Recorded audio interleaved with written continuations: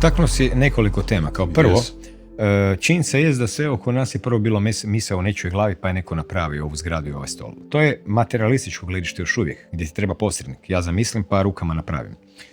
Međutim, mislim da misao ima dublju stvaralačku razinu. Dakle, ja čak mislim da nije niko ni napravio ovaj stol, nego time što ga ti gledaš, on nastaje za tebe.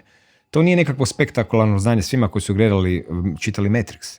Evo, ja sad kako opet prolazim kroz osnovnu školu u 4. razredu u osnovnoj školi u prirodi i društvu, sve piše, samo ne piše implikacije. Tamo za djecu je lijepo objašnjeno da osjetila uzimaju informacije, da se u mozgu stvara slika. Samo niko nije rekao djecu, što vam to zapravo znači? Da je vanjski svijet u vašoj glavi, u stvari. Tako da ta misao definitivno je stvaralačka. Imao sam jedan zanimljiv eksperiment sa jednim prijateljem koji mi je rekao da zamislim zid nasred sobe, pa će on doći sa nekakvim kao rašljama da vidi da li će se one okrenuti kad udare u zamišljeni zid. Doista je tako i bilo. Znači, stvari su već same misli. Zato kad nekog opsuješ, to je bacanje kletve, usmjerena namjera. Pa kad nekog opsuješ na križanju, ako jako ga zaista mrziš u tom trenutku, možda mu možeš doista i naštetiti. E sad, u takvom svijetu gdje postoji komunikacija između onog iznutra i onog izvana, David Pitt je rekao sinkronicitet, most između uma i materije. Ali šta ako je materija samo prikaz u umu? Onda izlazimo iz ovog okvira dualnosti koji nama služi za život. Jer kako bi znao da ti je toplak, nije hladno i tako dalje. Da smo jedna velika svijest i da nema dualnosti, šta bi mi? Ništa. I kako se zove u tom kontekstu, sad tu dolazi ovo drugo sasvim pitanje koje dolazi je 50. područje, to je pitanje slobodne volje. Ja sam tako u svojim nekim knjigama, jer negdje od 2010. čak i prije sam počeo pisati knjige svake 3 godine, koje su reflektirale razumijevanje stvari koje je meni dolazilo, pa sam ga testirao. Šta ja znam, David Icke kaže, nisu ovo vijesti, nego su ono vijesti, ovo su ti ljudi koji rade to i to. Ja kasnije čitam domaće novine i vidim, aha, sve piše u novinama. Samo moram zamijeniti predznak. Isto tako s vremenom je kroz to se došlo do teme psihodelije i toga, jer se odjednom ti shvaćaš čeka ako postoji struktura društva koja meni nešto radi, na čemu se temelji društvo. Onda vidiš da se temelji na tvojim uvjerenjima u društvu. Granica postoji samo zato jer svi ljudi vjeruju da je tamo. Pa su izgradili kućicu, carinika postavili tako. Sva ta uvjerenja postoje u meni, znači ja bi se trebao okrenuti samom sebi i svojim uvjerenjima. Ali sad je tu problem. Ko sam ja? Ko je taj koji ima te uvjerenja? To je to središte mistično pitanje svih religija. Jer to je ono pitanje straha od smrti. Ko sam ja? Hoću li umriti ili preživljavam? E sad, ako ti sad za početak ne znaš tko si ti, onda s druge strane, ako ustanoviš da si većinu stvari u životu jednostavno uvježbao i za svaki djelatnost tvoju životu, hodanje, pričanje, pijanje vode ili sviranje gitare, ti si toliko vježbao da si stvorio mreže mozga. Te mreže mozga su autonomne. Ti kad hodaš ne razmišljaš o hodanju, tebe nema, ti samo hodaš. Kad svira gitaru, neko i drži na telefonu ovako, to svira njegova mreža mozga. Na sličan način je čovjek uvježbao i ono što boli i ono što mrzi. Na sličan način je uvježbao da su mu cajke seljačke, a rok nije, makar iz kozmičke perspektive je to potpuno svejedno, to samo vibracije zvuka. I tako, drugim riječima, kad ti iz te perspektive pogledaš da te vode zadane mreže kroz dan, onda jasno vidiš da nemaš već na toj razini puno slobodne volje. Ali to je još uvijek mehanička razina. A što je sad, ako se zapitamo za slobodnu volju, ako uzmemo onaj kontekst nekakav gdje ljudi često puta isto imaju takvu pogled na svijet da čovjek se reinkarnira, da se rađaš u nekoj priči i da si izabrao tu priču i mamu i tatu i okolnosti da bi nešto iskusio. U tom slučaju si Joker slobodna volja potrošio prije rođenja, a sad to moraš odraditi. Znaš to kao Štulić, hoću biti, ne znam, pjevač Azre, evo jesi, ali sad to treba neko odraditi, sad neće stalno biti lijepo. Zato je on dobro rekao da čovjek ne može uživati kad radi ono što voli. To je istina. A sad u konačnici se onda nameće jedno pitanje, ako ne znaš ko si, i ako je ovo projekcija, i ako ti bitne stvari u životu dolaze izvana, ljudi koji ti rade prijelom stignu izvana, ti misliš i ovo je slučajnost, šta bi bilo da nije došao, onda se nameće pitanje da li uopće ako imaš sudbinu, da li imaš slobodnu volju. I ja sam tako u toj knjizi Duhovni ratnik i beskrajni kozmički orgazam, koja je baš ovih dana vrlo popularna, je se temeljila na vizijama Tess Ayahuasca i tako dalje, imao, sjećam se sa psilocibinskim gljivama, vrlo jasan odgovor na to. Čak sam ga i zapisao i danas ga se sjećam, znači nije nikakva to umotvorina, nekakva fantazmagorija, gdje se vidjelo da u stvari i ta ideja slobodne volje je nešto što je debelo precijenjeno.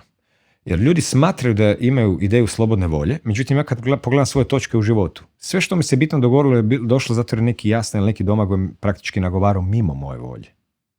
Znači gdje je tu moja volja? Da je bila moja volja Znaš gdje bi tamo bio? 300 km dalje, znaš, onako u trčanju i tako. Tako da ja osobno mislim, sad, ljudi se uplaše. Kažu, joj, ali čekaj, ako nemamo slobodnu volju, pa šta smo mi roboti?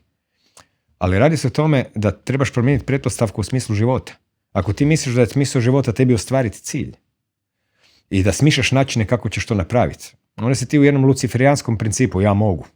Jer taj cilj tamo služi samo kao mrkva. Mi svi ljudi znamo da se sve bitno događa po putu. Kad ostvariš cilj, to je to, doživio se simbolično nekakav osjećaj uspjeha, kao kad te ostavi cura pa si doživio simbolično osjećaj ljubavne patnje i tražiš novi cilj. I ideš dalje. Cilj moraš imati, radi nekog životnog entuzijazma, to je zapravo smisao života, entuzijazam, ali on doista nije bitan sam po sebi.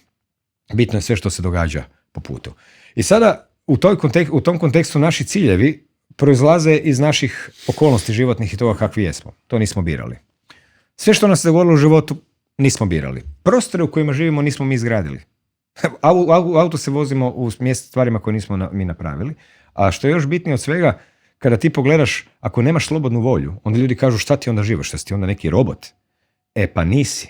Zato jer ono što nas život čini našim životom jest naš doživljaj. Ti jednog dana kad umreš ništa nije bitno, ali dok si živ, si tužan jer si dobio otkaz, jer se bojiš da ćeš ostati gladan, jer te cura ostavila, jer ovo je ono puno drama. Te drame su na neki način film našeg života, zato živimo. Kažu Kinezi, kada je kuća gotova, čovjek umire. To ti je to. Joj, sad ću ja srediti savršen život i onda ću njemu danih 30 godina u status quo uživati. Nema toga. I bolje ti to odmah prihvatiti, jer si odmah spreman na promjenu. Ne vežeš se na neki tvoj zamišljeni status quo jer će on proći. I u tom kontekstu, kad se gleda slobodna volja, stvari postaju još kompliciranije, jer meni za život uopće ne treba slobodna volja. Meni je dovoljan za život iluzija slobodne volje. Znači, dolazi jedna situacija. Ja moram donijeti odluku, u navodnicima.